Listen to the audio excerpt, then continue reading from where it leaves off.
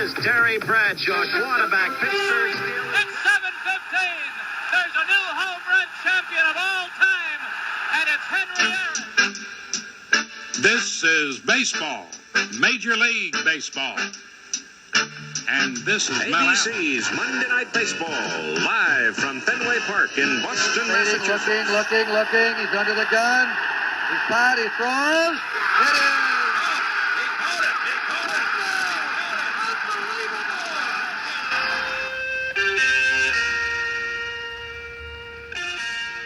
That time of week again. Time to look back 50 years and see what was going on in the world of sports, thanks to Sports Illustrated. And we see Bruce Jenner on the cover of SI after winning the decathlon. Mr. Wheaties himself. Hello, everyone, and thank you for listening to the Past Star Prime podcast. I'm Scott Johnston. I have both Bill Mahoney and Mark Hoffman joining me again, as they have now done for 136 episodes of Pop. And guys, this is the last time we will talk about the Summer Olympics for quite some time. Did you get enough of the Montreal Games? No. You know what I think we need to do the next time is we need to get some swimmers on. We really need to go. We should do Olympics 365 a year. We'll look forward to the 1980 games because America will do so well in That's that. right. But you think about it. I knew really nothing. I mean, I was 11 years old when that came up. I wasn't paying attention. But look how much more knowledgeable we are now. Sheila Young, John Kinsella, all the people we've had on. Like now, when I think about Olympics, I can talk to you about swimming a little bit. It is weird to think that, I had never heard of Bruce Furness or Jim Montgomery. I knew the name John Neighbor probably because of his broadcasting career, and I was like, oh, I think he was a swimmer. But you know what I mean? Like, they just weren't the kind of names that we knew growing up, or at least not that I did. But now I'm like, gosh, we should have, because they did amazing things, Well, what I remember about 76 Olympics is that because it was in Montreal, it was Eastern Standard Time. So, it wasn't like the Munich games or whatever, where stuff is so delayed, the results ahead of time. You could see a lot of events live, which made it more appealing. Sure.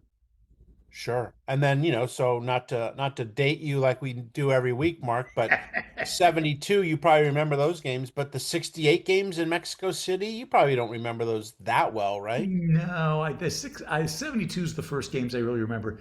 68, I was really into baseball, and that was kind of it, a little bit into football, but, it was basically baseball was the only sport I followed when I was 8.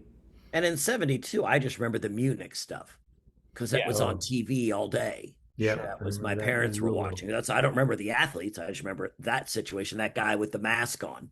Right. I remember Dave Waddle because he was a long distance runner who had this incredible kick, and he'd be losing the race until the stretch, and then he would just turn his kick on. He would blow by everybody, and he always wore a cap while he ran. And of course, we all knew at least the name Mark Spitz. Yeah, right. You may not have seen what he did or anything like that. That's the other thing. The 76 games are like the first games that really were on TV a lot. Yeah. So, as Mark mentioned, the 1980 Summer Games will take place without the United States of America due to the boycott of the games in Moscow. That means the 84 games in LA are the next ones in the summer, at least, that we'll be talking about. And boy, they were something special. Hope like heck we're still doing this in 8 years. If we are, that means that Mark's ads have started paying for something finally. So let's... And the retirement home will let me do them. That's right. Or we're just rambling about nothing. Mark, you need your oxygen tank on now. Please, you have to stop. One of us will just get up and walk out of the room. And, Bill, come back, Bill. What are we doing? Man, I tell you, those Dodgers are doing real well. Flojo's the best. You go to hell.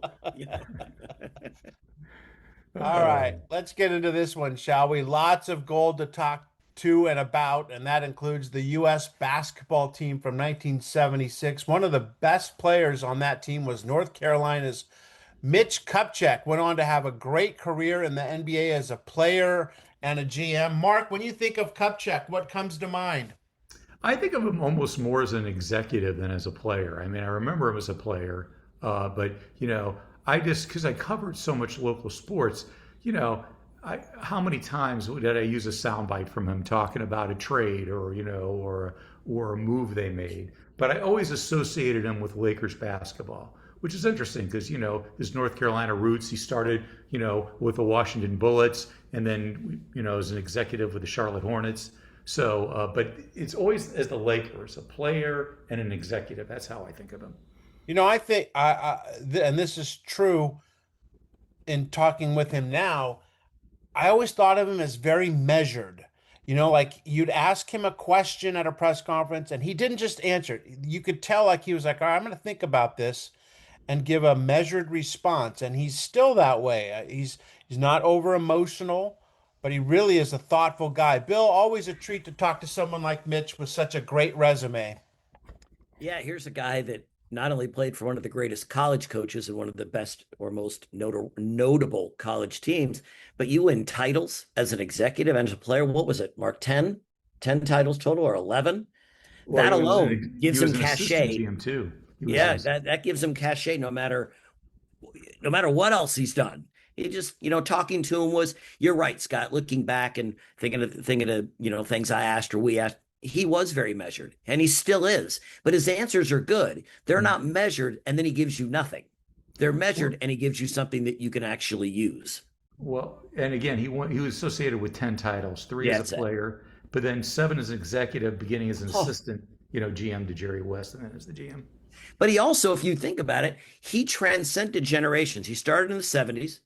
He got in there with Magic, and then he was also active when Michael Jordan was in. So he sort of got to see the transition of the NBA. Mm-hmm. And then, you know, he's there when That's exactly with Kobe. Makes the deal for Kobe. He trades Shaq. He brings in Pau Gasol. Yeah, I mean, we're talking about like a timeline of, you know, NBA, and he wins a title in 78 and he goes all through like the Kobe years, and you know, that's a long time. But let's take him back to 76. He wins the gold medal for the USA coming off that Russia defeat that everyone knew shouldn't have happened. So in a sense, you go back even farther. Looking forward to talking with him in a little bit. All right, let's do the scorecard, shall we? Mark, start us off. And I would say in the 130 plus shows that we've done, this might be the strangest scorecard tidbit we've talked about. Well, so Ladies Home Journal decided for their August issue, let's do a survey. Let's ask a couple hundred students from 5th to 12th grade, and you could do all walks of life. Who's your biggest hero? Who's your number one hero? So porn star Linda Lovelace did get a few votes, but Joe Namath was on the list, Chris Everett, Billie Jean King. Kareem was only 32nd on the list. They didn't count Bruce Jenner or Sugar Ray Leonard yet, who would be like stars from the Olympic Games. But the number one person on the list, well, O.J. Simpson was recognized as the number one hero, national hero. And people have to understand this. Before 1994, everyone loved O.J. He was on the Hertz commercials. He did the Naked Gun movies. Everybody adored O.J., like everyone adored Bill Cosby. And it's interesting how your persona just changes as the years go by. A double murder will do that. That's usually, right. Yeah. You know, drugging women will do that. You know, right. But at that time in '76, OJ made perfect sense. Everybody loved OJ. Right. So I'm going to give that almost a pass. But what the hell is Linda Lovelace doing on this?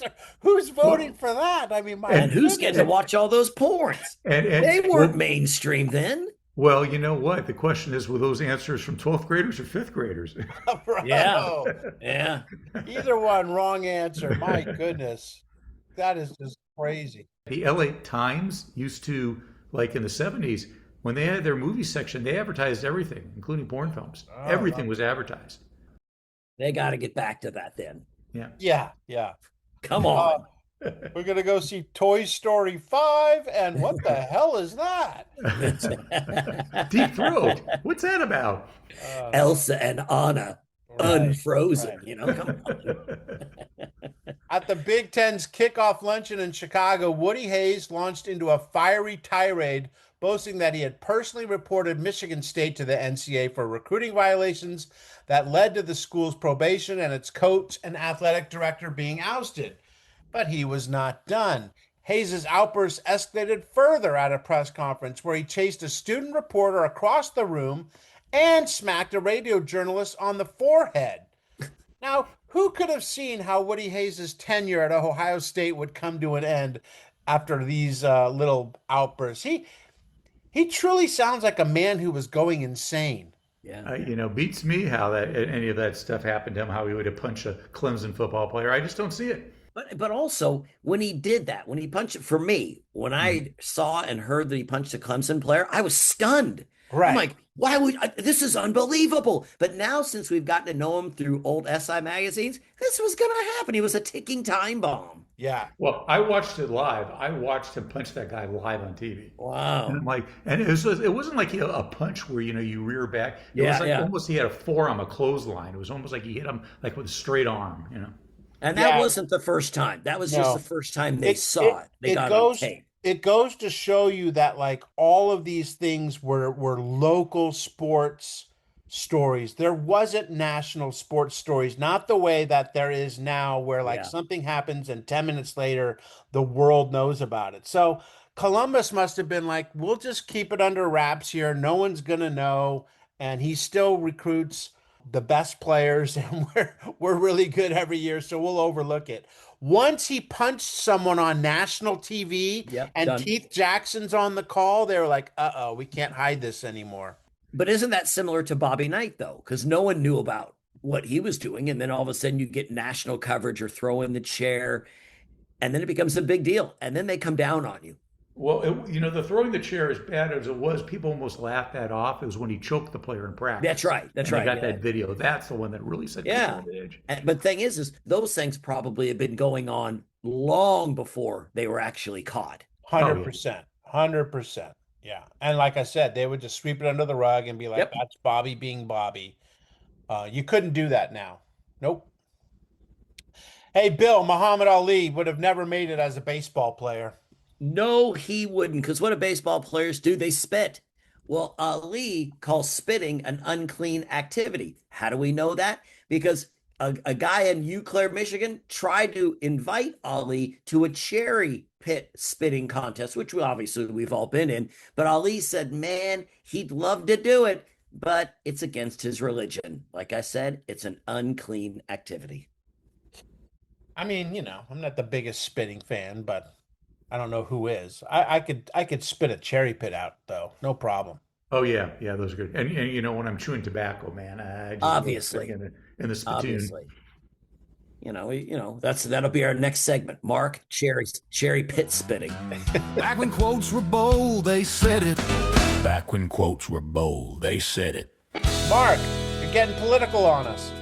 Well, yes and no. I'm tying this into a past guest of ours. So Richard Neep, who's the governor of South Dakota, he received a racing helmet signed by Indy winner and past our prime guest, Johnny Rutherford. And he said, many of my constituents already believe I do a little, but lead the state around in large circles at dangerous speeds. So very nice. That's what a politician and a race car driver have in common. Yeah.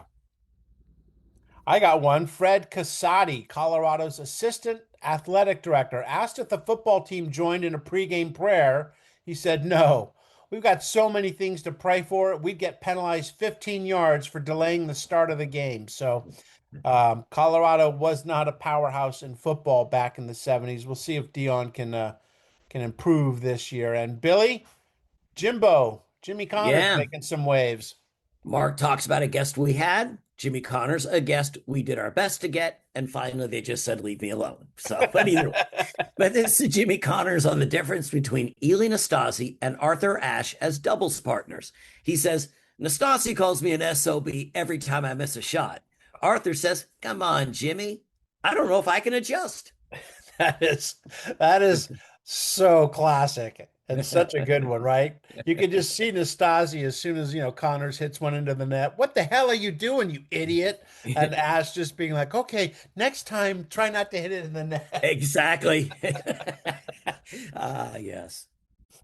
Getting it all together in a resounding answer to the Olympics critics, the world's track athletes let their performances do the talking, delivering breathtaking performances and celebrating with unrestrained joy. And Bill, nobody did it better than East Germany. Yes. Who knew that this country was so great? But they're the juggernaut. They're the East German women's track and field. They won 9 of 14 events. That goes with last week when I said they won the rowing sculls as well. These are the greatest athletes in the world. Thankfully, they're not doing anything wrong. Yeah, I didn't look up how many gold medals they won as a country as a whole. I'm sure it was quite a bit, but as we found out from Frank Shorter and Shirley Babashoff and all these athletes were like, "What do you look at these people?" You didn't even have to look at them. I wonder if they had an interview with some of the women when they're going, Right. Yeah, I'm doing pretty well out there. Listen to them, Yeah. Mark, weather was an issue for a lot of these events. They were, and the U.S. track team did so well. Okay, they won 6 gold, 6 silver, and 7 bronze, the men's team.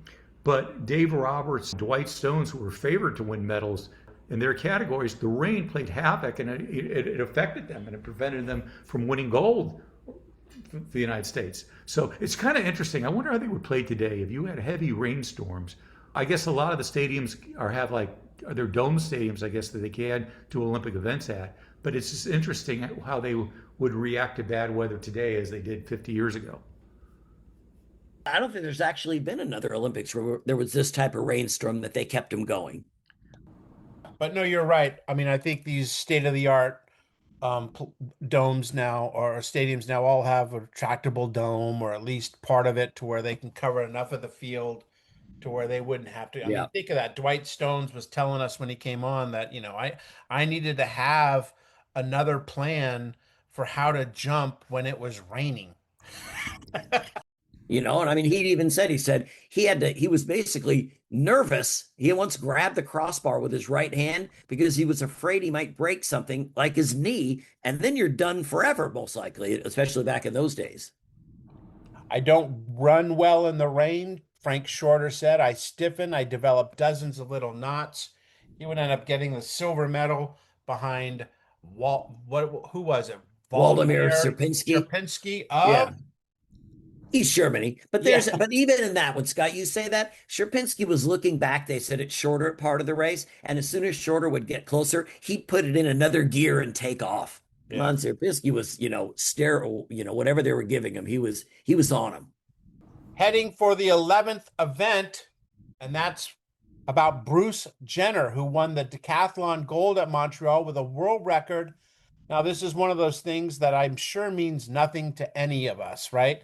He had 8,618 points in the decathlon. I don't know what that means, but apparently it's a lot. Bill Jenner had a good idea, though, of how this was going to play out. Yeah, they said he listed what he felt he should achieve in every category, and he hit 5 of the 10 events right on the button, or at least virtually so. That's absolutely amazing to be able to call exactly what he was going to do. 50 years later, of course, we can have a lot of fun with Bruce now, Caitlyn Jenner. But if we just focus on, what it was 50 years ago, he truly was. You just said it, Mark, once again, in the Ladies' Home Journal survey. Guys like him would have been on that list. He was revered. He came out of these Olympics a national hero and superstar. No, if someone went back to the 76 Olympic Games and said to anyone covering the Olympics or anyone associated with Bruce Jenner or even Bruce himself, do you know that you're going to become a reality star? You're going to divorce your wife, marry this other lady named Kim Kardashian. You're going to be the center of, this reality show. Then you're going to decide that you want to become a woman and you're going to take all the drugs and you're going to go from this macho looking guy to now basically a woman. Everyone will be looking at you like, what? Huh? What drugs have you been taking? But I found really fascinating because they talk about his first wife here, Christy, who was a minister's daughter. And, they had met at a small church college in Iowa and, they get married. And Then they moved to San Jose, where he starts practicing for the Olympics and the decathlon. And they actually had a hurdle in the middle of their living room, which, people will say, there's so many hurdles in a relationship. You're not listening to me. What are you talking about? I'll jump right over that hurdle for you. Not a problem. One little correction. I don't think he married Kim Kardashian. He married, what was her name? Kris Kardashian. Yeah. Oh, come on. They're all with K's. Everybody in the family has a C or a K. Give him a break. Well, I just don't want to make any accusations. then we're going down a whole different rabbit hole. Right. So she's dated a lot of people. We didn't know. His first wife was a lady named Christy Scott. They were married from 1972 to 81. She left college to work as a stewardess and support his training, described struggling with her identity while living through his accomplishments, having sought therapy to become my own person. So, but I think her identity wasn't what his identity she was struggling with. Yeah. It would have been crazy though if she turned into a man and I tell you, that'd be it. No, it'd be really interesting because coming from these deepest religious backgrounds, what she's thinking now of him and stuff. Yeah. Like that. It's very, very interesting. Rookie cards of baseball, basketball, and football stars are iconic pieces of American history, and they have been outstanding investments over the last 50 years. Now, key issues of Sports Illustrated, professionally graded and encapsulated by CGC, have emerged as an exciting alternative to trading cards. ThePit.com is the leading online exchange for investment-grade sports magazines. General Manager Mark Humphreys offers Sports Illustrated first cover editions featuring stars like Kobe Bryant, LeBron James, Michael Jordan, Tom Brady, Patrick Mahomes, Derek Jeter, Ken Griffey Jr., and so many more. Mark Humphreys, the CEO of ThePit.com, is here now to talk about the man on the cover, Bruce Jenner. 50 years ago, a lot has changed, Mark. I'm curious about the value of this one. So there have been 6 examples of this Bruce Jenner cover celebrating his victory in the decathlon in the 76 Olympics that have been graded by CGC.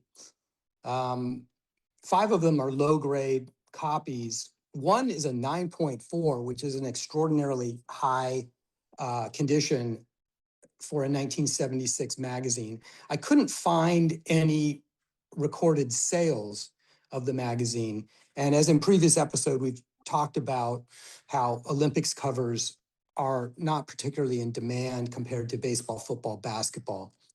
Now, there are a number of autographed copies available on eBay, and they are available in both Bruce Jenner and Caitlyn Jenner form.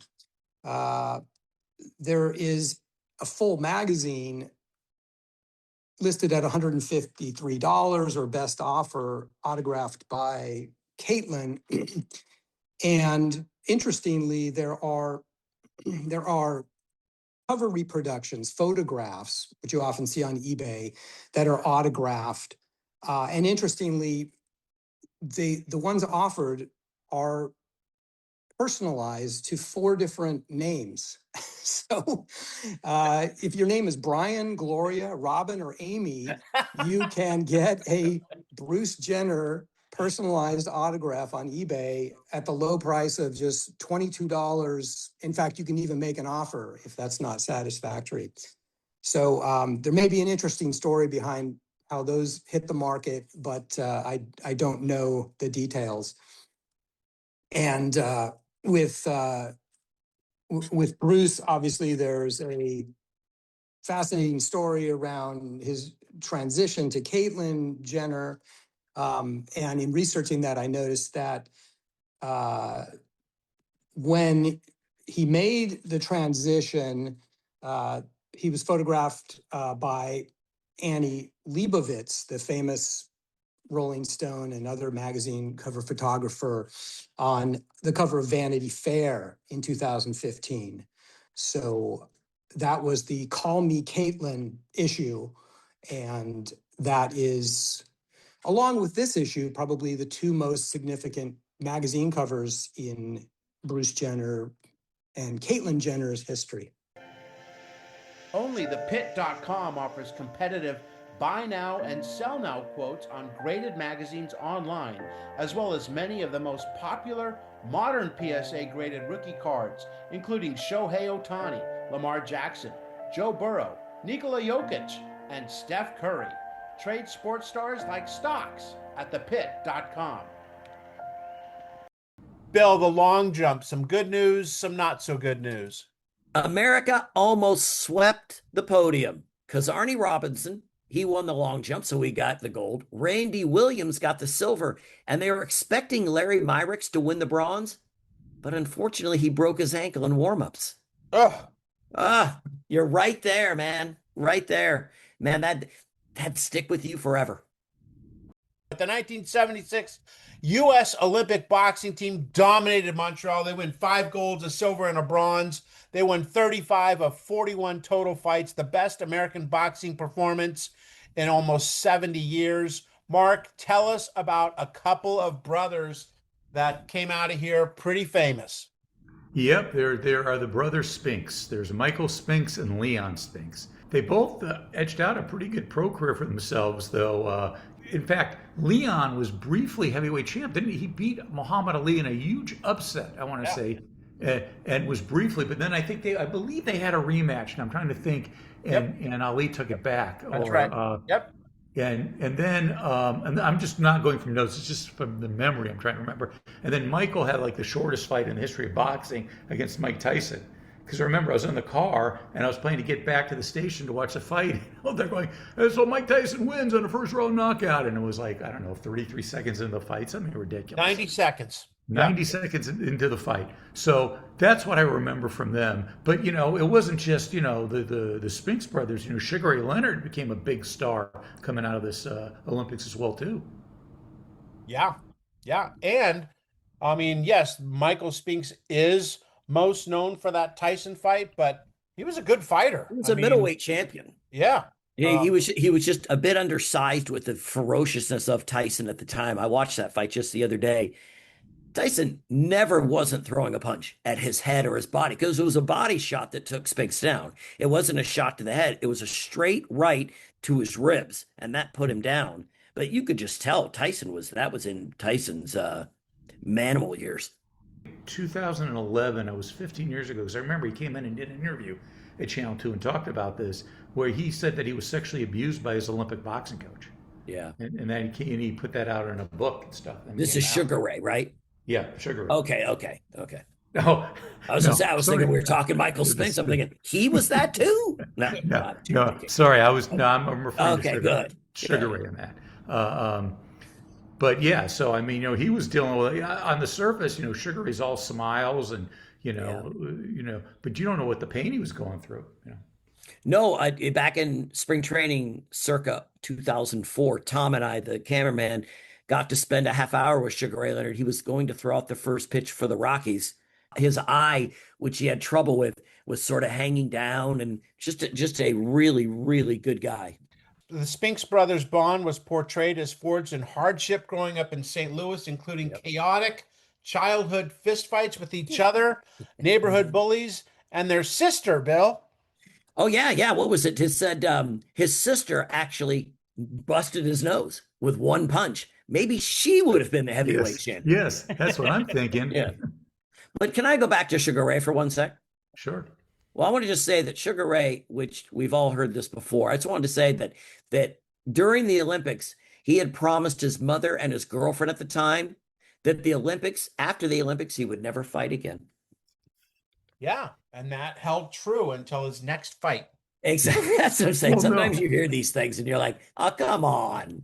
Well, when you say, hey, I can make this much money and buy you stuff, I'd be like, oh, yeah, go ahead. Yeah. But yeah.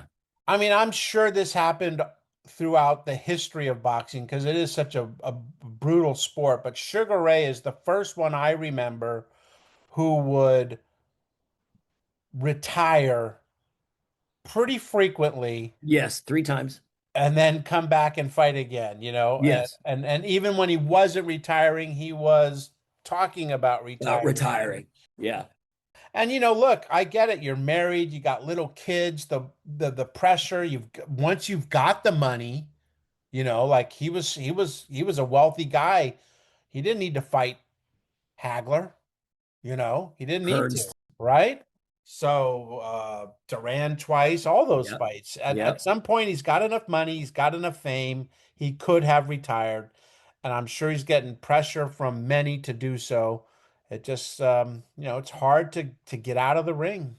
To But get Scott, didn't you say his amateur record was like 120 fights or something? So he had not, it's not like he was fighting in the Olympics. He had fought many, many Oh, times prior to that. I mean, I remember, so I don't know the exact number, but you had it. it was well over 100, and Yes. so then it makes sense that his eye. I mean, Yeah. the Well, it would also have. makes sense that he's telling his wife and girlfriend they've seen the beatings that he's probably taken that we don't see, and they're saying, "Please be careful." And he's like, "Okay, Olympics, I'm done." So Sugar Ray wins gold, and as Bill told us, he announced he would retire from boxing to attend the University of Maryland. So he's the breakout personality Yeah. from this team. But Bill, tell us about another guy. Tell us about Howard Davis. Howard Davis goes by John John. He won the gold in the lightweight division. 2 days prior to the Olympics, his mom dies. I mean, that type of pressure you must have felt and sadness. But just to get to the Olympics for Davis was an incredible journey. To get there, he had to defeat two pretty good fighters, I think. He defeated Thomas Hearns, and he also defeated Aaron Pryor, two of the greatest fighters of all time later on. Who's who right there? I know, and he beat him at the 132-pound weight. I think as they were older, I think Hearns was more of a 150, and Pryor stayed at the 130s. I think. Now, the Spinks brothers, they had issues like any other brothers, as we mentioned. Tell us, Bill, about the time. Didn't one of the brothers like break a piece of wood over the other one's back or something like that? Yes, Michael Spinks has a scar on his cheek. It was put there by his brother Leon years prior to the Olympics. He said one day they were playing hooky from school and they got into a battle over a bologna sandwich, which back in the day, who doesn't fight over bologna sandwiches? Either way, Leon pulled the curtain rod down and bent it around one of his brother Michael's knees. Mike said, "I called a timeout," making a T with his fingers. That's when Leon let him have it over his head. Dang. That's wow. Boys will be boys. Leon explained to Scott. He said, "We were just kids." Right. Okay. Well, my baloney has a first name. It's OSCAR. Yeah, God, I love those commercials. It was a good song. It was. Yeah, that little kid on the deck. Yeah. There. The doc. But I loved at the end, we're talking all about these growing up and they're fighting each other and they're poor as all hell and fighting about bologna sandwiches. But at the end, Leon Spinks said of watching his brother Michael fight, "I wanted him to win more than I wanted me to win. I kept asking the Lord to watch over him." That's brotherly love. That's really cool. That really just touches me, I mean, here's these two poor Black kids that are just fighting their whole lives but they got each other's back, man. That's great. But that's why they fought over the bologna sandwich. They didn't have that type of money to go out. So, you have that probably one piece of bologna left and you can see why. But what good brothers. A different twist in this brothers act. Let's talk another pair of brothers, Bill, the Peterson brothers on the U.S. wrestling team. Yeah, John Peterson in wrestling won a gold in freestyle. His brother Ben, he won the silver. In 1972, it was the exact opposite. So each of them have a gold, each of them have a silver. That's awesome. Now they can't one up each other. No, they can't. Hey, I got you. Yeah, exactly. I got a gold. What do you have? Well, I have a gold. Well, I have a silver. Why you too? Mine's more recent than yours, though. That gets us to 12 quiet men on a rampage. The U.S. men's basketball team, coached by Dean Smith, they win gold 95-74 over Yugoslavia. They desperately wanted revenge over Russia. Russia lost to Yugoslavia, I believe, in the semis.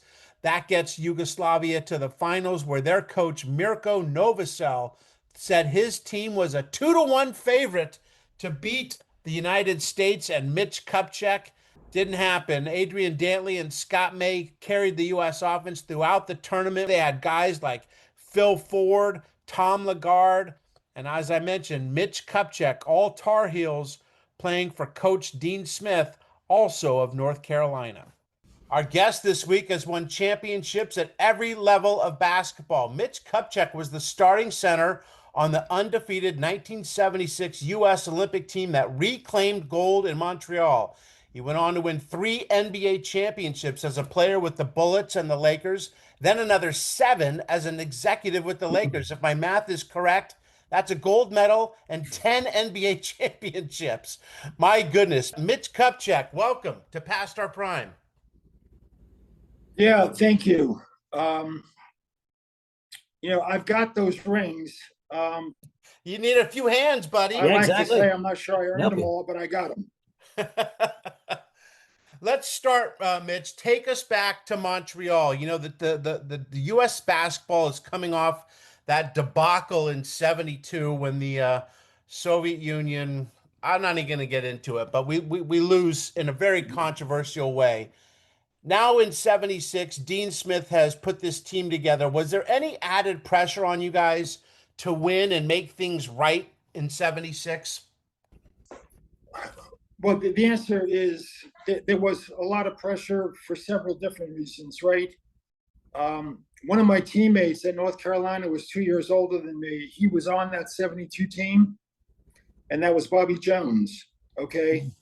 So he was 2 years ahead of me, and he came back in the fall of '72, and I was an incoming freshman.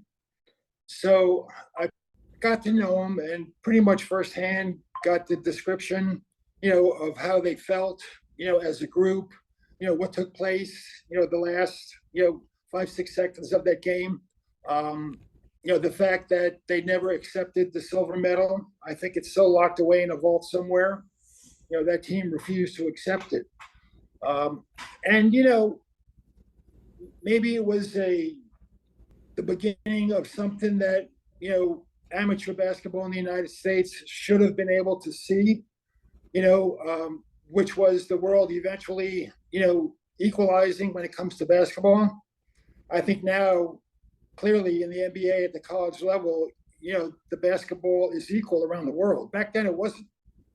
Back then it was the United States. We were amateurs, and all the other teams we played against, whether it was Yugoslavia or France or Spain or the Soviet Union, they were amateurs in title, but they were 28, 29, 30, 33 years old. In the Soviet Union in particular, they were amateurs, but most of them were members of the military, getting paid, having good lives, but they played basketball. So we had to avenge, that loss. And then, of course, Dean Smith, right, was the coach. And, he had the ability to choose the team he wanted to choose. And he ended up choosing 7 players from the ACC and then 4 from North Carolina, right, one of which was me. So there was that pressure, right? He felt it. And I think we felt more, that we had to reclaim the gold.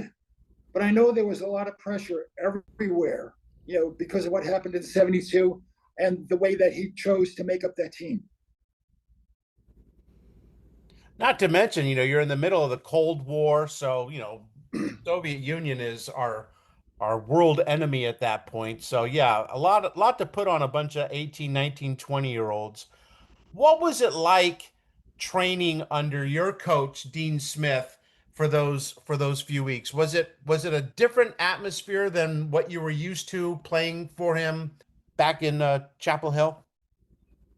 Yeah, the other guys on the team, there were 12 of us. So the other 8, they would confide, in me and how hard the practices were, how detailed, how demanding. Quite frankly, myself, Phil Ford, Tom Lagarde, and Walter Davis, we were used to it, right? Now, I will say, because, the window of preparation was a lot less and the competition was only, 2 weeks, he did lighten up a little bit. Okay. I don't think the other guys thought so, but the Carolina guys, we said, wow, he's, lightening up here a little bit. Training camp was in Chapel Hill, which was great, right? And we trained at the Carmichael Auditorium, right? And it was in June and July, and there was no air conditioning. So you can imagine, North Carolina, like it averages like 96 degrees here during the summer. And maybe I'm exaggerating, 91, 92, but it's humid. And, we had our practices twice a day indoors with no air conditioning. I think the players today would refuse to play for the Olympic team if they knew that was a condition. Yeah, I think you're right. Mitch, heat aside and all that, how much of a dream was it for you to find out that you're going to be on the Olympic team? My parents, right, grew up in the 20s, in the 30s. My dad served in the Pacific in World War II, right? And, there wasn't much exposure to sports, for them, and I would, growing up, just play anything, right? I would go outdoors, and there's always a lot of kids to play with, football, baseball. I was a baseball player. But the one thing that everybody knew, and especially my parents, right, was every 4 years, there was the Olympics. Now, they didn't know what North Carolina was. They didn't know what Fordham was. They didn't know what UCLA was. Maybe they heard about the New York Knicks, maybe not, right? But they did know about the Olympics, right? And, I'm a young guy, right? You take things for granted. I didn't have much success in college. I mean, we won a lot of games, but we never won a championship. And, to be selected and then ultimately, to win the medal and be on the podium, and my parents were there, right? And right after the games, they drove back to New York, Long Island, right? And I gave my dad the gold medal. I said, take this back with you, right? I'm going to stay and go to some games, go to track and field, maybe go to boxing or something like that. Enjoy, right? Because we ended a little bit sooner then. And so I stayed. And my dad tells a story, right? He said when he got to the border of Canada and the United States, upstate New York, Lake Placid, whatever it was, they asked him, do you have anything to declare? Right? And he goes, yeah, I'm carrying back gold. Right? So right away, the guy in the booth says, okay, wait a minute, sir. And then my dad pulled out the gold medal, right? And to me, when he tells the story, he had this big, grin on his face, right? My mom was in the car too. So yeah, I'm 22, take things for granted, but the impact it had, that they were able to be there. And then of course, we lost in 72, and to win it back, right, it was a big story. So, looking back on all those things you said I accomplished, some of which I think I played a role in, some of which I just kind of like was dragged along. I would say, the Olympic gold medal would have to be at the top. That's, back then you got one crack at it. I think the pros now can go 2 or 3 or 4 times in a row, right? Mm-hmm. But back then you got one crack at it. And if I had to pick one thing, that would be it. But you get it in the Olympics. Obviously, you beat Yugoslavia in the final, and Yugoslavia had beaten Russia before that. How disappointed, right. Mind you got the gold medal, which is great. But how much would you have loved to have faced Russia and really stuck it to them for what they did to us in 72? Well, to be honest with you, we were looking ahead because we played Puerto Rico in the semis, mm-hmm. and we won by 1 point. Now, Puerto Rico, they were all New Yorkers. The guy I jumped center against, a guy named Earl Brown, I played against him in high school. I said, Earl, what are you doing here? We're jumping center in Montreal, right? He was about 6'9", and he said, either my mom or my dad is, Puerto Rican, right? But we were looking ahead. We almost got beat. Okay, so luckily we didn't get beat. And the answer to your question is yes. We were looking ahead. We thought for sure that the Soviet Union, would get past Yugoslavia, and we were just so happy to get past Puerto Rico. I can't say there was a lot of disappointment that we didn't play the Soviet Union because we almost got beat. Okay, so there was a feeling of relief. But everybody knows, the country and the basketball world, they were looking, for that rematch. Didn't take place. And we played Yugoslavia. I think it was close maybe at the beginning or in the first half, and then we kind of pulled away. I remember watching that 72 gold medal game live on television. And for people or listeners that don't know it, I mean, U.S. goes up by 1. Soviet Union throws a length of the court pass, which actually doesn't work, game's over, and then the Soviets start complaining something about the timeout or whatever. To make a long story short, they let them inbound the ball again, which I could never understand. And then they throw that pass, the guy catches the ball, scores the basket. I mean, I was stunned watching that. Were you able to watch that game live, or did you hear about it, or what was your reaction when you found the U.S. had lost? Yeah, well, like I said, I was an incoming freshman, and Bobby Jones was on the team. So there was an extra amount of attention or interest, because now we wanted to watch our teammate, right? And we watched it in the dormitory. Obviously back then it was small black and white TV, very grainy, right? And 5 or 6 of us in the room, freshmen, and it was startling. Now, I'm going to give you guys a little bit of credit. I got an email, a text from a buddy in the NBA, a guy named Mike Dunleavy. He sent me a text yesterday, and it was a picture of the Olympic team. Mike wasn't on it, and he said, "Congratulations, 50 years." So I started thinking, was yesterday the 50th anniversary? So, Chat GPT or Google, whatever I did, I checked, and it said, yes, July 27th, which of course you guys knew, right? It was yesterday. Correct. Yep. 50 years. And I had some interest in also going back and reviewing the 72 loss that you just talked about. And I watched that yesterday, as well. Now, I wouldn't have done that unless Mike had sent me that, text, because I didn't know yesterday was actually the anniversary. So that's kind of cool. Yeah, I mean, it must have made your blood boil, because there were so many things wrong about letting them get to inbound the ball a second time.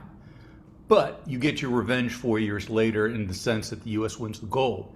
You addressed this earlier, having 3 North Carolina teammates with you on that squad.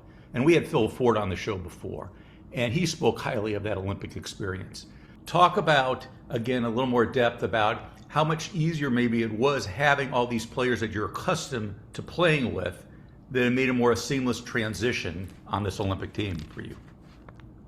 Well, we weren't selected, indiscriminately. There was an Olympic tryout in Raleigh. I forget how many people were invited, 70 or 80. And, they had all kinds of committees of college coaches, USA Basketball. I don't think it was called USA Basketball then. I think it was called the US Olympic Committee. So it was a process, where you had to earn it. I mentioned earlier, Coach Smith clearly was given some leeway as to how he wanted to do this. And he picked a group that he wanted. He had an idea who the starters were going to be, and the guys off the bench were going to play roles. He didn't want a guy off the bench that was going to be complaining if he didn't play 30 minutes, because, everybody can't play 35 minutes. So he had a process of selecting guys that he knew, and now everybody wanted to play. But some of the guys, they swallowed their pride because they knew it was the Olympic team, right? And it worked as a group. Of the starting five, it was myself and Phil Ford, and then Tom McGard and Walter Davis, who passed away a couple of years ago, came off the bench, right? So that was an adjustment. Now I'm playing with guys I did not play with in college. Scott May, Quinn Buckner, Adrian Dantley. Tommy and Walter. Had to have a little humble pie, right? Come off the bench and make a contribution. And then the other three guys in the ACC, I didn't play with them because one went to Maryland, one went to Duke, which I know must have been really hard for Coach Smith to pick, right? And then the other guy went to NC State. So I knew those guys, but clearly not like I knew, the guys I played with for 3 or 4 years. We're talking with Mitch Kupchak, who won a ring for every finger on his hand in the NBA, but he only won 1 gold medal, and he says that one may be at the top of the list. And Mitch, I was going to say, you watch the Olympics even now, and you see what it means to LeBron James and Steph Curry and Kevin Durant and all these multi-millionaires, maybe even billionaires, I don't know. And you see how much it means to them. Can you just describe what it's like watching, put your fan hat on for a little bit and watching those guys do everything they can. They don't get paid for this. It's like one of the only things that they don't, but you can see the pride that you shared with them 50 years ago in representing your country. Yeah, well, the game is now a global game. The talent has equalized. And, a lot of the teams that, the USA team plays against, whether it's, France or Spain or Serbia, those teams are loaded with NBA players, right? So it wasn't that way when I played, right? We were basically trying to win a gold medal, right? And if we lost, we would have to deal with the fallout, so to speak, fans. But today in the NBA, right, if they get beat, they're going to see the Joker in Denver 8 times, and I guarantee you he's going to say something to them, right? So there's the additional amount of pride. Not only do you need to win this to prove you're the best in the world, but you don't want to get beat by a guy that might be on your team in the NBA, or on another team. Looking back, Mitch, and we talked about this prior, how do you think that 76 team should be remembered in Olympic basketball history? And do you feel like that team has been overlooked? I think the answer to your question is yes, I do think it's been overlooked a little bit. You think back to that era, the first thing people think about is 72. And then today, it's, they're all professionals, and, name recognition is off the charts today. I think that team has been overlooked a little bit. And, as we talked about, right, we all knew, first of all, we were amateurs. We had a guy on the team, Phil Hubbard, who was 18. I had just turned 22, and everybody else was 20 or 21. And all the other teams, especially the Soviet Union, right? Because I had played against those guys before. They were all military or professionals in their late 20s and 30s. They're grown men, okay? And I was, 6'9", 215 pounds, right? And I was supposed to be the heaviest guy on our team, right? And, they had guys that were just, grown man strong, right? But we were amateurs. And the pressure, to win back based on what happened in 72. And then I know the coaching staff, they felt the pressure too, because they needed to win, not only for the country, but to validate, the selection process. The assistant coach on that team was Bill Guthridge, who was a North Carolina assistant, right? So Dean Smith really went way out, right, and took a chance. And it was 50 years ago. I think maybe a little bit. Yeah, I think so. But, as time goes by, I think that's natural, right? But I do think, as time goes on, right, like Walter Davis passed away, that bothers me a little bit. I do think this team, needs to be recognized, with a lot of other teams that are in Springfield, before it's too late, before other people, because most of us now are in our 70s, right? I think it's worthy of it. And Mitch, you go back to that team. Two of those guys were Hall of Famers, obviously Davis and Dantley. Was there a point, because you've never really played, you played with the guys on North Carolina, so you knew them. Was there someone or a couple of them that you looked around and thought, man, they're better than I expected them to be in person, or not expected, you just thought, man, look at this guy, man, he's even more amazing than I thought? The guys on my team? Yes. Well, I really got to know Quinn Buckner and Scott May, and Quinn was, as was Phil Ford. They were great ball handling guards, great leaders. I think Quinn, because he was a senior like me, he assumed more of a leadership role. Okay, and they were really well coached. Bobby Knight, right? So they fit right in to what Dean Smith believed in, the disciplined approach, conditioning, structure. They fit right in. Adrian Dantley was the other starter who was at Notre Dame, right? And he wasn't but 6 feet 4 inches, and somehow, when he got the ball, he was always undersized, and he could just score, and he led our team in scoring.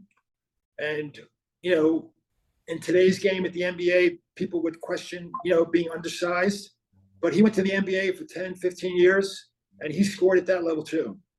So, to be 6'4" and to have that kind of talent,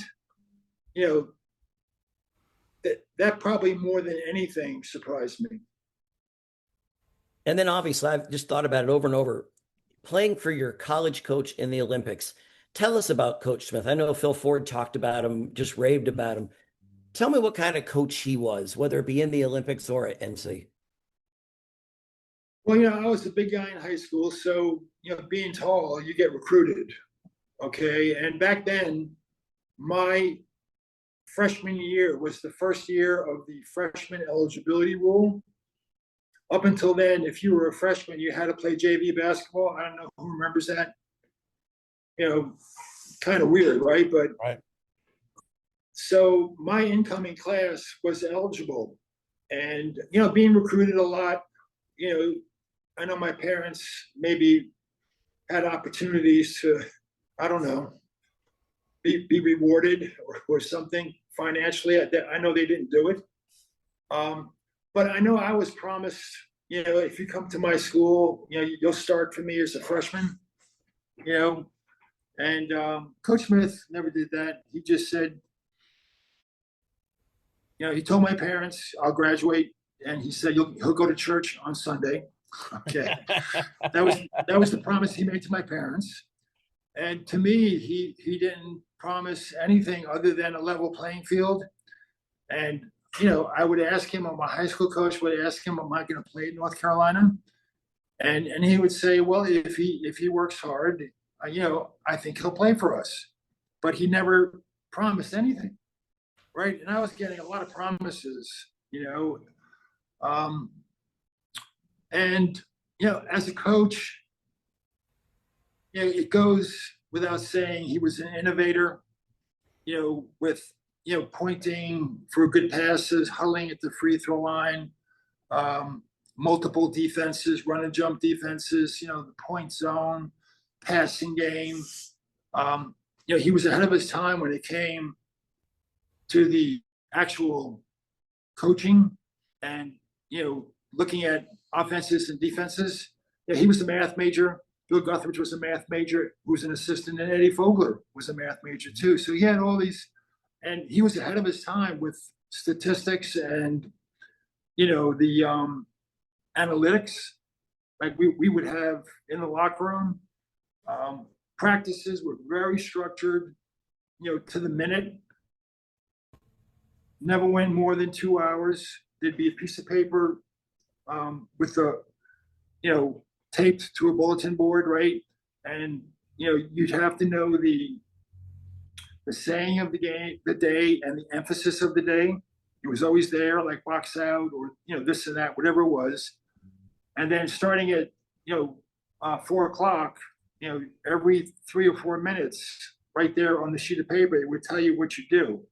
And sure enough, like 3 minutes fast break drill number 1, then on the 4th minute you go to something else, right?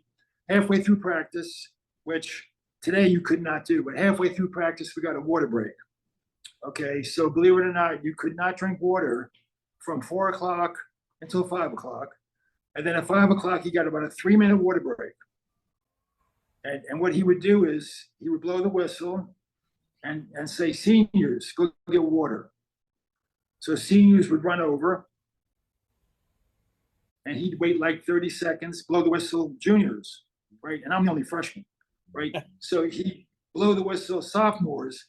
And then by the time he got to me, I got there, most of the gate area was gone. And I only had about 30 seconds before he blew the whistle and said, everybody's got to come back to midcourt. Okay. And, he did serve in the military. So, you could see some of that, in his approach. But he was so fair. And, everything just made sense. You just believed in him. We had a game. We were down by 8 points with 16 seconds left. And we came back and won the game. And back then there wasn't a 3-point shot. His calmness in the huddle when he led us through that last 16 seconds, right? Smiling up at us and say, isn't this fun? I'm like saying, Coach, we're down 16 seconds. I don't see what's fun about this. It was a home game too. Everybody was leaving. I'm saying, this doesn't seem like fun to me. And then when you graduate, the relationship changed. And now all of a sudden he was much more approachable. You could talk about a lot of other things with him. You didn't feel like, I always felt like I was on edge with him. He never, ever, I've never, ever had him say a cuss word. And I'm not talking about the cuss words that you see on TV now or whatever. I'm saying even a word like damn or hell. He never, ever said a cuss word. When he got mad and practiced, if you just raised his voice, that was enough to make you feel like if you could disappear, you'd love to disappear. Do you miss him? Yeah, I do. Obviously, I'm trying to remember. Well, I know he passed away in 2015 in the spring. I'm trying to remember how old he was. He wasn't young, but he passed away before his time. And the last couple of years, he started to lose some of his memory. And, that got tough. That got really tough. I would always make it a point to go see him, go to Chapel Hill. But you didn't look forward to it as much anymore because you knew it was going to be a hard conversation and you wondered if he was going to recognize you, right? I do remember in New York City, there was some kind of a recognition thing, and there was a luncheon. It wasn't for me, it was for something else, but I was invited, and so was Coach Smith, and we sat next to each other, right? And I sat there for 2 hours talking with him, right? And he was pretty together. And then soon after that, it got tough. So I don't know how you look at that, right? I mean, that's a whole nother subject, right? Alzheimer's, dementia. I don't know exactly what it was he had. that's a whole nother subject, right? Quality of life. And then, of course, Bill Guthridge passed away too, who was the assistant, and another guy that I just love to death too. So, incidentally, the third coach on that team was John Thompson. No, that's quite the coaching staff. Right? Yeah. John, Coach Thompson was the coach at St. Anthony's High School in DC, and North Carolina. Coach Smith recruited a player from that school, Donald Washington, and that's how he got to know Coach Thompson. And then, of course, Coach Thompson went to Georgetown and ended up having a Hall of Fame career. But he was the other assistant on that team, right? And when I played in Washington, D.C. for 5 years, he gave me a key to McDonough Auditorium, and he didn't let anybody, use that facility. He was very secretive and protective of his players. And, he said, Mitch, here's a key. Anytime you want to use the weight room, you want to get into the gym, so I missed them all. I wish, nobody lives forever. Maybe they would be in their early 90s now. Right. But yeah, of course.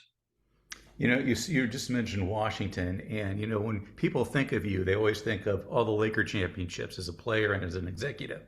But your first professional championship comes with those Washington Bullets in 1978, I believe, was the year you won it. And I think you had a clutch basket in the close of Game 7, if I'm not mistaken. Was that the second greatest memory for you after the Olympics? Well, I did. I had a 3-point basket, a traditional, right? Layup, you get fouled. Mm-hmm. And back then, believe it or not, you had 2 chances to make one. It was a penalty, right? So, I shot the first free throw, and I knew it was going in, right? And it didn't. I couldn't believe it.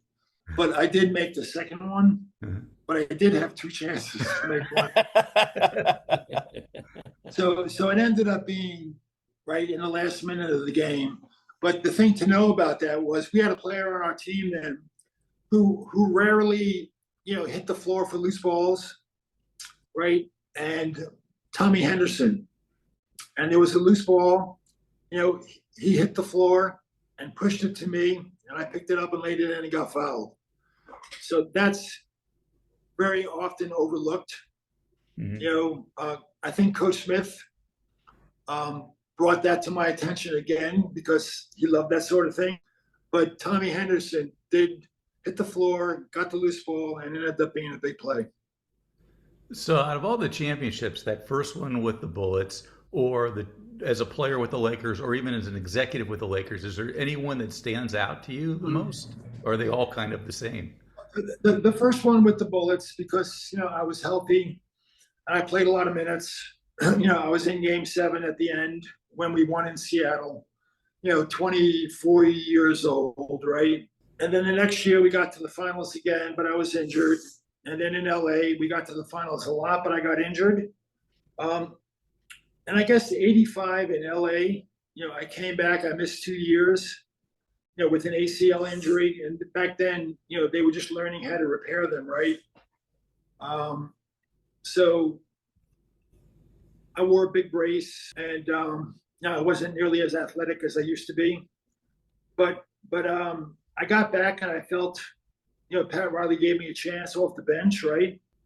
That championship, made me feel good too, for different reasons. The first one in Washington, I was 24, and the second one was I had a lot more adversity to deal with. And after missing 2 years, I had a degree of satisfaction that, hey, I was able to get back and make a contribution. In management, I was on the coattails for a lot of those rings we talked about, but, Jerry West had retired. We won in 08, we got beat by the Celtics. We had made a trade that year to get Pau Gasol, and Trevor Ariza, Derek Fisher came back. And then the next year we beat Orlando pretty handedly. But then the next year we went 7 games against Boston. And there was a lot of animosity between those two franchises. And in Washington, the Celtics weren't very good, but they were a rivalry. Growing up in New York, the Celtics were always a rivalry with the Knicks. So even myself, I didn't need to be working for the Lakers to not like the Celtics. I never really did. But that 7-game series with them, as far as a manager, that had to be at the top. Yeah. You mentioned him a little, or just talked about slightly. Jerry West, how important was he to you, not just your career, but your life as well? Well, he was the GM. He was transitioning from a consultant to the GM when I got there. Okay, the actual GM was another Hall of Famer, Bill Sharman. Okay, and Bill lost his voice coaching. And it's tough to be a GM when you struggle to talk and communicate, right? And Jerry was transitioning to that role. So he ended up being my GM for 3 or 4 years. And, like I said, I injured my knee and I had a couple of additional, minor surgeries, whatever. And I think in '86, a couple of times he said to me, Mitch, you don't have to. I was trying to fulfill a contract. Dr. Buss had given me a big 7-year deal, and I wanted to try to finish it, right? And Jerry kept on saying to me, Mitch, you don't have to do this. In other words, go up and down the court, ice, drag that leg around. He goes, I could use some help on the front office, right? So I had one last surgery, and I decided then that he didn't know it, but I decided I was going to take him up on it. Okay. And that summer, my representative, Larry Fleischer, we talked about it. And I said, yeah, Larry, I'd love to do it. I can't do this anymore as a player. I'm 32 years old. Let's see what Jerry says. And, Jerry said, and remember back then, it was Jerry and Bill Sharman in the front office. That was it. So Jerry welcomed me into the front office, and we ended up working together for 14 years. He had no ego when it came to protecting territory or turf. He kept on giving me stuff to do. Whenever there was a trade call, he goes, Mitch, you take care of this, you do this, you do. What I mean? It was like, I learned so much, and then as a friend, like I couldn't believe, right? To this day, Jerry West, right? I mean, growing up in New York, I remember him hitting that half-court shot. Mm-hmm. I was on my couch in our house, and it was like 1 o'clock at night. And my dad would get up early to work. He worked construction right in the city. And when the shot went in, I screamed. I was a Knicks fan. And I heard my dad get out of bed and run downstairs because he thought something happened. Like, Mitch, what happened? What's wrong? I said, Jerry West just hit a half-court shot. He goes, who's Jerry West? I went back to bed. Okay. And then another thing I will say, when I was being recruited, like I said, a big guy, right? You're going to get recruited. The Lakers were playing the Knicks in the finals in 1972. And that was my senior year in high school. And I got invited to the game with the head coach in the ACC, not Coach Smith. And the Lakers beat the Knicks in New York at the Garden, right? And after the game, the coach says to me, Mitch, I know Jerry West. Would you like to go to the Laker locker room? I mean, I'm a Knicks fan, but at 17 years old, a chance to go to the Laker locker room, I said, sure, I'd love to go. So I went in, and sure enough, Gail Goodrich, Jim McMillan, Will Chamberlain standing there, right? Like, I'm 17. Jerry comes over. I get introduced to him. I'm 17, tall, skinny, I talked to him for maybe 20 seconds. And then he talks to the coach that took me in. Well, 10 years later, I'm in LA, and Westhead just got let go. Riley was just appointed the head coach, and Jerry said that he would help Pat, for the first couple of weeks, right? So we're playing a game somewhere, and Jerry was traveling, which he rarely did. So we walk out of the hotel together towards the bus. And I'm walking with Jerry, and I'm trying to figure out things to say, because right next to me is Jerry West, right? And to this day, it's kind of, I can't believe it. But I look at him and I say, Jerry, we met once before. And he stopped and he looked at me. He goes, yeah, Bucky Waters. He said, Bucky Waters brought you in the locker room in 1972. Wow. And I just stared at him, right? And I'm thinking, like, who told you? He goes, no one told me. He goes, Bucky Waters brought you in. And he didn't smile, didn't.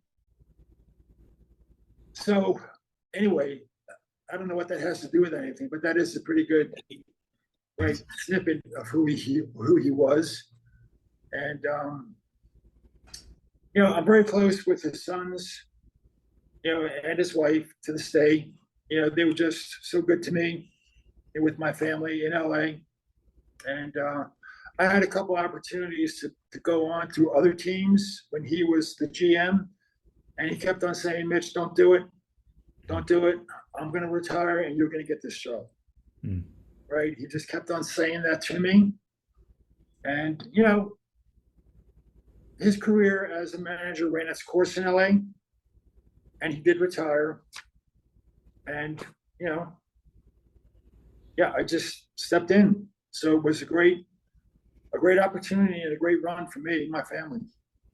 You've seen so much in your life how the NBA has changed. That first title with the Bullets, and the NBA the finals were being tape delayed on the West Coast. And then 1979, Bird and Magic come in the league, and everything changes. And then you get to play with Magic and stuff. Talk about the impact Bird and Magic made and how it really changed the NBA. Well, the Washington championship, we all got back to the locker room, Game 7 in Seattle, and we're all jumping up and down, and there's no champagne or anything. So somebody goes and gets some bottles of beer, and we started shaking the bottles of beer and popping the tops. Okay. Now, clearly that wouldn't happen today, right? but that's how it changed a little bit. We were celebrating by shaking, beer bottles. Pabst Blue Ribbon. Exactly. Give me a Schlitz. When the ABA and the NBA merged, right? Julius Erving, another Long Islander, went to Philadelphia. His game, I thought, elevated the NBA to another level, right? All of a sudden it was like, people wanted to see Dr. J play. And there were already great players in the NBA. Elgin Baylor, John Havlicek, Dave Cowens, Willis Reed, all of them, DeBusschere. And then, Magic and Larry Bird, starting with their championship game in college, it couldn't have been scripted any better, right? Larry Bird goes to the Celtics, Magic Johnson goes to the Lakers, right? Blue collar, Hollywood, most of that's not true. Okay, but that was the perception. Mm-hmm. And then you also had Julius Erving, right? And David Stern does deserve a lot of credit, for the marketing and getting the exposure. But David Stern didn't have anything to do with, the Lakers putting that team together and the Celtics putting that team together and playing against each other 4 or 5 times in the 80s, right? Awrright and Jerry West with Bill Sharman and Dr. Buss. But you couldn't have scripted any better, and Kareem, to his credit, I don't think he gets nearly as much credit as he should. today as one of the all-time greats. Okay, he took a step back and deferred to Magic, and he hardly ever missed a game. Okay, when he missed a game, it was for a real injury. It wasn't for load management or, sore calf, anything like that, right? It's because he broke his hand and he was in a cast. He probably averaged 74, 75 games a year for his whole career. I don't think he gets enough credit. The TV, the Washington game was tape delayed. If you were in Washington and you wanted to watch it, you had to stay up till 11:30 at night. David Stern got those games on national TV, NBC, CBS, ABC, whichever it was. And then, of course, 3 or 4 years later, right, Michael comes in. And then it's just, the NBA's had a great run. Mm-hmm. And they really have, and especially internationally, we talked about it earlier, but, all these players from all over the world that are now all-stars, right, in the NBA. It's incredible. Mitch, you talk about having a great run. I think that mayor points at you. North Carolina, an Olympic gold medal, obviously all the championship you've won. But the last play of your career is sort of memorable because you were ejected when you got into it with Akeem Olajuwon. Do you remember that? And what was that? I mean, what a weird way to end an amazing career. Yeah, it was. I got thrown out of the last game of my career, right? Early retirement. Yes. But I had already, like I said, I already decided that I was going to retire, and our team, we were defending a title in '85. You're talking about the spring of '86, right? We were defending a title, and we didn't have the chemistry we had in '85. I think we got down 3-1 to Houston, and they had Akeem, they had Ralph Sampson, they had a good team, and that was it. That was how I ended my career. Past our prime, but still in our prime. Questions rolling like a tumbleweed. The Lakers have a history of people in the business. Like you played with Kareem, and obviously he's had history being in front of the camera. So true or false, Kareem's favorite experience outside of basketball when it came to the movies was his role in the movie Airplane. True or false? Well, I never asked him that question. I don't know. I thought he did a great job. Yeah. His favorite movie was with Bruce Lee doing Game of Death when he gets killed by Bruce Lee. I've never seen that movie, but I'm aware of it. Mm-hmm. And I might want to watch that movie. Go to YouTube and watch the clip of just him fighting Bruce Lee. Well, I haven't seen it. Yeah, I didn't see that. I've seen some still photographs. Uh-huh. But yeah, I'd like to. Kareem was unique. He took care of his body, yoga and stretching and, martial arts. He was, well, he still is, I think, in a lot of ways misunderstood. But he was a great teammate, just a great teammate. Smart dude. Yes. Yeah, we'd all be in the locker room, before the game, stretching or talking, yelling back and forth. And he's in his chair reading a book. Mm-hmm. That's how he got ready for the game. Mitch, we've talked a little bit about your NBA experiences and your championships, but it all comes back to that 76 team and that Olympic gold medal. What was it like for you once it was over and the anthem is playing and, you got your hand over your heart as the flag's being raised? I think that's when it hit home, right after the game. They put together the podium, and we were lined up on the podium, and I remember the coaching staff, Coach Smith, Coach Guttridge, and Coach Thompson, they did not get medals, and they were not on the podium. but they were in the picture. And, playing the national anthem, there were being in Montreal, there were so many, more Americans maybe that if it would have been somewhere else, right? And the flag, our fans with the flags waving back and forth, and my mom and dad standing there, right? That's number one. I mean, I've had my fair share of good luck, right, in sports, but that's number one. Back in that era, right, when you were an amateur and you were the age of the team, average age was 20 maybe.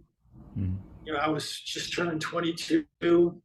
Yeah, that's number one. That's at the top. Mitch, let's get that team in the Hall of Fame. Yeah. No question.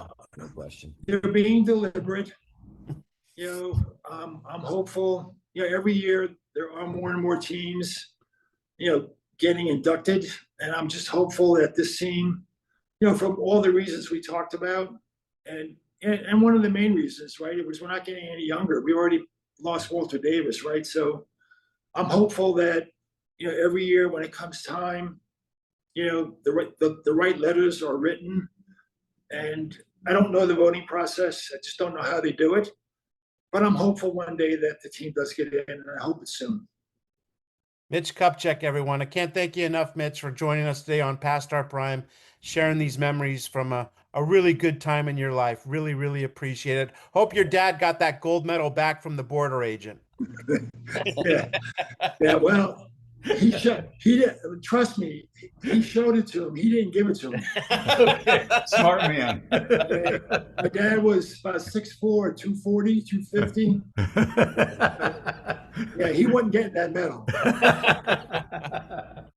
One last Olympic note. Let's talk about someone who's going to become one of the all-time great Olympians for the United States, a diver by the name of Bill.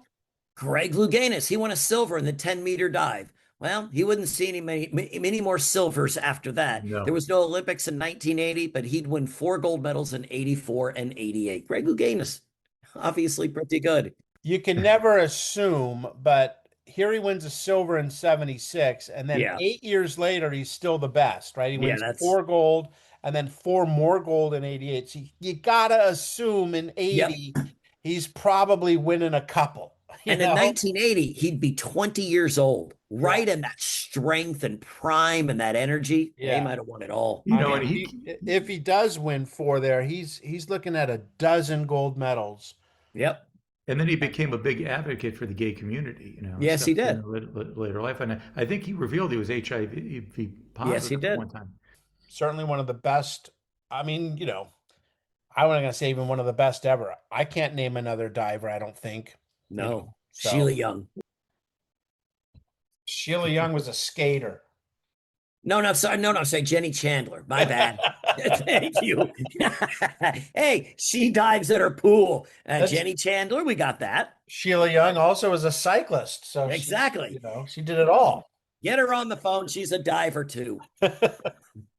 TV radio defaulted to established conversational format pattern. That's what they were talking about at the Olympics this year, Bill, or Mark. Lots of coverage. Yeah, apparently, there was 79 and a half hours of coverage. And I don't know if that was for the week or if that was for the 2 weeks, but you know what? It's like now with all the streaming services and it's on like 20 different channels. I mean, you get 72 9 hours of coverage in one day now, Yep. Bill, Mark Spitz won 7 gold medals in 72 and apparently another one here in 76. He did. They said he should have won 7 gold medals for babbling. Don't hear too many people talk bad about Spitz. No. But yeah. Nobody talking bad about Jim McKay. He became a national treasure after those 72 Olympics when he basically was the voice of the world as to what was going on in Munich. And now he just anchored 116 hours across both the winter and summer games and really became the voice of the Olympics, don't you think? Oh, gosh, yeah. And also, I just remember from Wide World of Sports. He was just the man. Just the man, yeah.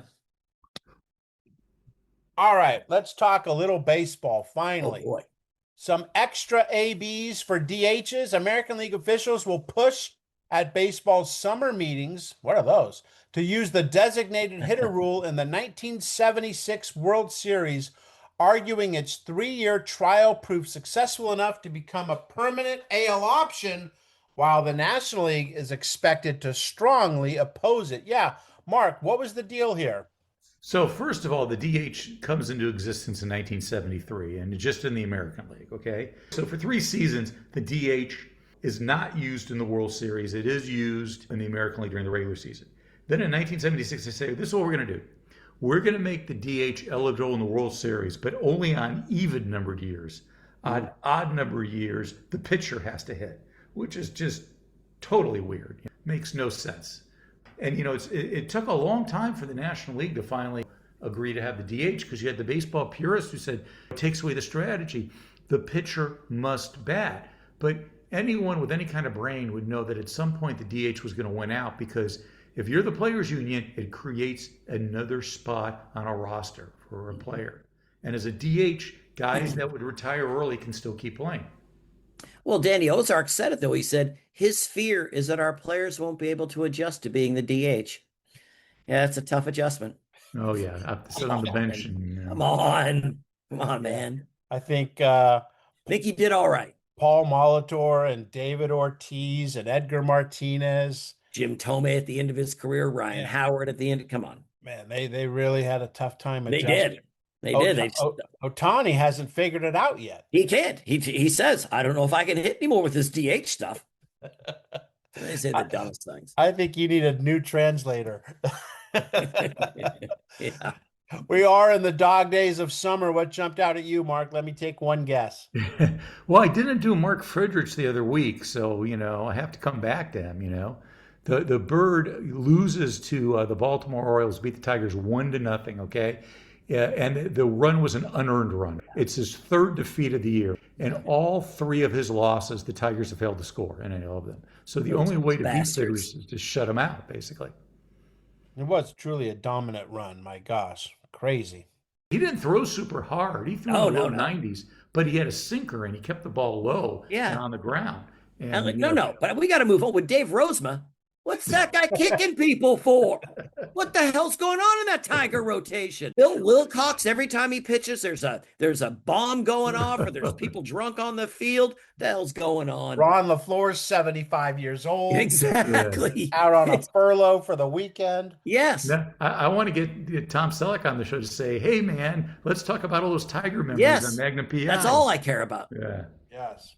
Well, no, there's one other thing you care about, Bill, and that's Al Fitzmaurice. Yes, I do. Because Al Fitzmaurice, that's a smart man. Well, either way, he did outduel Nolan Ryan, beating the Angels 4-0. Then he came out and really got smart here. He said, I'm really proud of the fact that I'm as good a pitcher as he is, maybe better. You look at a guy like him and you think he's a little foolish. He always makes the same mistakes. He fools around and gets behind. Then he has to come in with his fastball. Everybody knows it, and they can wait for it. Fitzmaurice won 77 career games. He had 458 strikeouts. Ryan only won 324 games and had 14 strikeouts. Okay, Al, maybe you are better. I'm not, let's let you guys be the judge. So he had 5,714 strikeouts, Ryan. Yes. Did. Yes. I think in 73 or he had 383. He almost had as many strikeouts in one season as Mr. Al did. Yeah. Well, hey, he's as good a pitcher as Ryan, or maybe even better. You got to have confidence if you're going to succeed in the bigs, and Al certainly had that. Yankees are leading the division by a bunch over the Orioles, and Billy Martin, their manager, said a plane wreck or a bus blow up is the only way we could lose to the Orioles. So a little light reading there for Mr. the skipper. Hope the plane doesn't go down. We're leading the AL East. Damn those Orioles. As long as they don't get that plane like in Major League, they gave to the fictional Indians team. That's right. They had duct tape on the wings. The twin prop engines, yeah. Down the stretch they come. Kind of out of nowhere here at the end of the issue is this long piece on the boomingest Sooner of them all, Barry Switzer. Raised under a tar paper roof in a swamp bottom, says he just likes to coach country boys out to have a yahoo and good time playing Oklahoma football. Barry Switzer leads Oklahoma, I think, to back-to-back national championships in his first 2 years as head coach, despite the program being on probation. And Bill, this guy doesn't get a lot of credit for what he had to overcome. Well, first of all, he had to overcome Chuck Fairbanks, put him on probation. And you just mentioned how great he did. But then, right before becoming the head coach, his father was killed in an auto accident. Later in the year, though, things didn't get any better. 2 of his children developed serious eye defects. His new car, fishing tackle, and golf clubs were stolen. His cat was run over. And then at one point, they said the bulk of his defensive line was in the hospital. Just not a good year for Barry Switzer. Oh No. my God. No. But I mean, just the father and the cat, my golly, man. Those years in Oklahoma, though, he was so dominant. 32-1 his first 3 years. He was enormously popular across Oklahoma, maintained a relentless schedule. He would recruit any way possible. He would recruit via CB radio. Dean Blevins, his quarterback on one of these teams, told us that when he was being recruited, Switzer would just show up when Blevins was playing golf with his buddies. And next thing he'd look over and there's Coach Switzer asking to carry his bag. I mean, whatever it took. And Bill, you have an example. I do. He's recruiting quarterback Jack Mildren. They're driving on the road, and Barry Switzer's giving him the story about how he should come to Oklahoma. All of a sudden, out of nowhere, and this is in traffic, Switzer stops his car, jumps out, and starts calling out, barking out signals, and then rolls out behind an imaginary line while the traffic screeched around him. Mildren was so impressed, thought, man, no coach has ever done that. He ended up signing with Oklahoma, and he gave them one of the most productive offensive seasons in the history of college football. Wow. Yeah. I mean, you're in your coach with your car and he jumps out and starts doing that, that pumps you up. I think if you were in Switzer's crosshairs, he was relentless. Just relentless. No stopping. Yeah.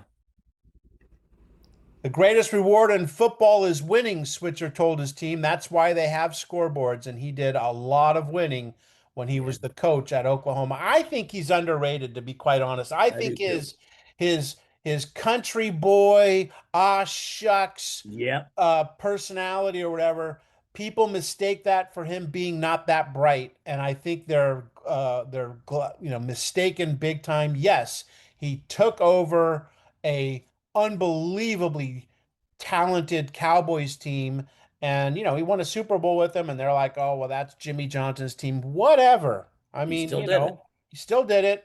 Yep. It's never easy making that transition from college to the NFL, let alone a team with Aikman and Emmitt Smith and Irvin and all those guys. And, hadn't he been out of football a while though, too? Yes. Yeah. I mean, it wasn't like he was coming straight. I mean, the thing is all you have to do is talk to his ex-players. They love him. Yep. They love him. Not Troy Aikman, obviously, Mark. We've talked about this before, but to tell you the character of Barry Switzer, he has Troy Aikman at Oklahoma, and then Troy suffers a season-ending injury, and he goes back to a running system. Now, he could easily say, I'm going to keep Troy because next year he'll be healthy, and maybe we go back to passing, or he gives me my best chance to win. But he felt for the guy and thought that he's just going to stick with his running system. So he calls Terry Donahue and offers, Troy says, you should get this guy. You should get him to transfer to you because this guy is going to play in the NFL. And Donahue doesn't believe him. And it took about 2 phone calls to finally get Terry Donahue to go, okay, I'll take a look. And the rest is history. Went to UCLA, 2 great years there, #1 pick in the NFL draft. But that just says a lot about Switzer's character, that he thought more about the individual and Troy Aikman than he thought about himself. That's why that story can always be repeated, just because it just shows what kind of man Switzer is. No matter what you think about him, right? He's just really, really good to his ex-players and his all players. And from what Dean Blevins also told us, it sounds like after a years-long impasse between Switzer and Aikman that they have patched things up, and things are good between the two of them. So that's good. legends grow. For the record. For the record, Mark, John Shoemate wins an award you want to tell us about. Yes, he does. So Shoemate's with the Buffalo Braves. You know, he had missed the 74-70 season because of illness. He comes back, finished second only to Wes Unseld in field goal percentage, and he wins the Maurice Stokes Award. And people will say, well, who is Maurice Stokes? And Maurice is just such a fascinating story. He only played in the NBA a few years, from 1955 to 58. But what makes the story so fascinating is, and he was an all-star, he was a really good player. So March 12th, 1958, it's the last game of the regular season. He gets knocked unconscious after he drove to the basket, struck his head on the floor. He's revived with smelling salts, and he actually returned to the game, which is crazy. 3 days later, okay, he has 12 points, 15 rebounds in a playoff game against the Detroit Pistons. But he becomes ill on the flight back to Cincinnati and becomes unconscious. He suffers a seizure and is permanently paralyzed. And he's diagnosed with a post-traumatic brain injury that, you know, affects the motor central system. Yeah. And he would be, you know, a lifelong friend. His teammate, Jack Twyman, became his legal guardian, took care of him the rest of the way. He died, he was only, I believe, 47 years old. He died in 1970, but they named, I think it was 46 actually, because he was born in 33, died in 70. That makes him 36. You're right. Yeah. He was 36 years old. I can really, hard to believe I'm a really good mathematician, isn't it? But anyway, dies at a very, very young age. But they named this award after him. In today's NBA, if he was playing today, he would have been a concussion protocol. Maybe they, you know, diagnosed the brain injury ahead of time. They give him medicine, and he never has this after effect. It's an award given to someone who overcame stuff and comes back, sort of like a comeback player. And, you know, it's very fitting. And I think this is one case where the person that won the award isn't as important as who the award is named after. Agreed, completely. Speaking of horrible injuries, Bill, the German Grand Prix with a really bad crash. Well, we'll start off positive. James Hunt, he led from start to finish, and he won the 50th German Grand Prix in West Germany. Unfortunately for world champion Niki Lauda, he would be in critical condition after suffering extensive injuries when his Ferrari spun off the track and burst into flames. He was obviously able to come back, but he was never the Niki Lauda that we remember. Calvin Hill, who's on the cover of next week's Sports Illustrated, makes his debut with the Redskins in an exhibition win over Atlanta. And I loved how Sports Illustrated wrote about New England. They said New England trounced the Giants 13-7 in overtime. That's a trouncing if I've ever heard one. Dang. Every name has a story. These are the faces in the crowd.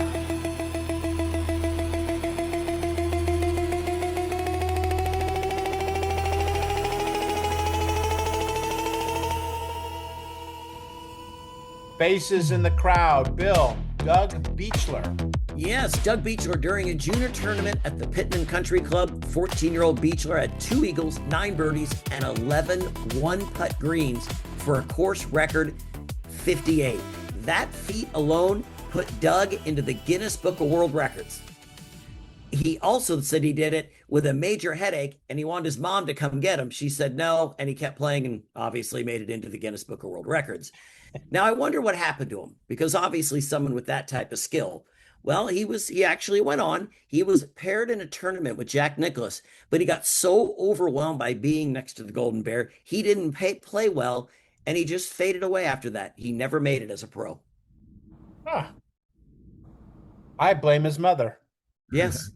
Well, it seems like we've sort of gone from Mo Stokes to Niki Lauda to this guy. Man, starting to bring it down. Pull up a chair, pour one more. The 19th hole is open for law. 19th hole, Bill. Start us off. Okay, this is Dennis A. Murphy.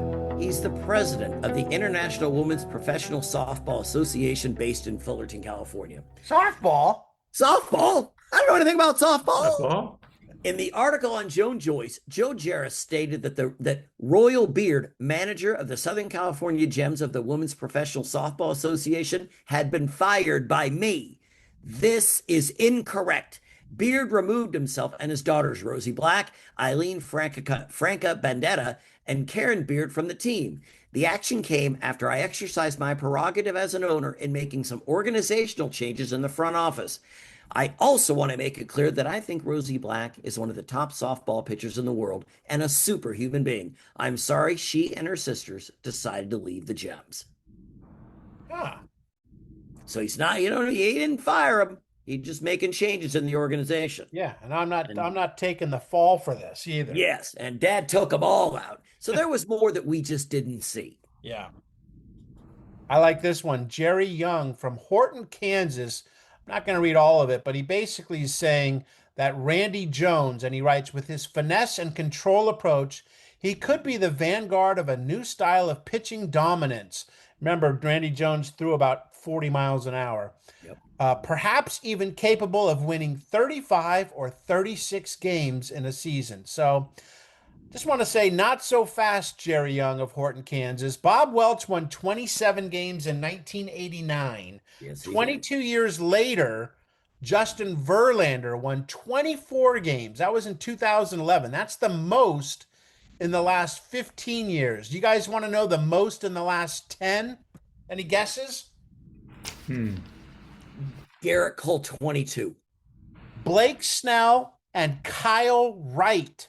Blake Snell in 2018, Kyle Wright in 2022. They both won 21 games. Wow. No pitcher has won 20 games the last 2 seasons. Doesn't look like anyone will this year either. So the days of winning 20 games, let alone 35 or 36, are in our rearview mirror.